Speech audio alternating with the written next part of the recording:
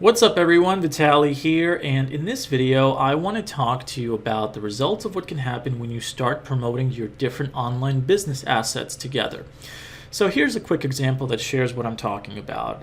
Here's a Facebook page that I've grown quite a bit over the past year. It has over 150,000 followers, and normally what I do is I share content in Facebook itself so I can get that monetized, but I also share external links to drive traffic back to my website, which helps the website earn more.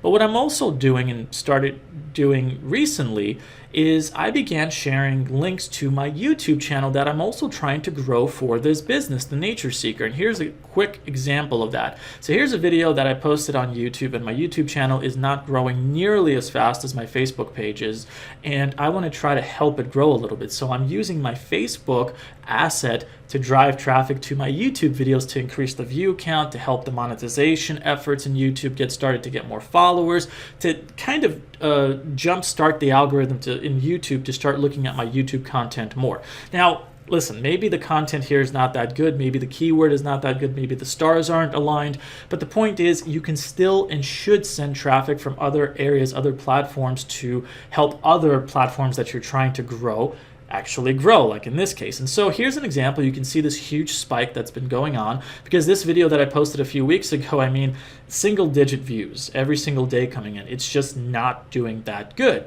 But once I started sharing a video in Facebook about this place that I created a YouTube video on and then linking it to that YouTube video, you can see that the traffic and views spiked up, which shows that this is working.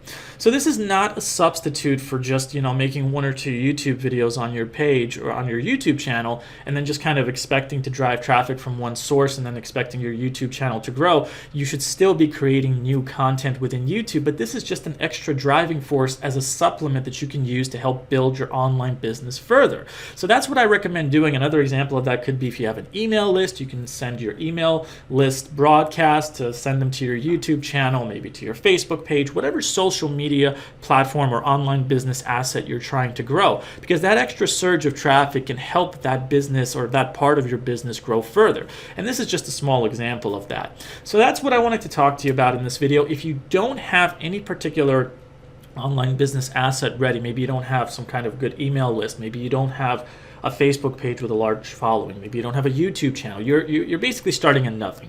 If you're in this position, what I recommend doing is kind of getting your feet wet with the business world and in the online business world, with social media, with TikTok, with Facebook, with YouTube. I would start with Facebook and YouTube because they, in my experience, have the most potential, seeing which one has the most promise, and then put most of your time and attention into that one that shows more promise. And then as that one grows, then you can start to utilize that one to start growing your other social media pages like I am here. So thanks for watching, and if you have any questions, let me know. But as usual, I will see you in the next video. Take care, everyone.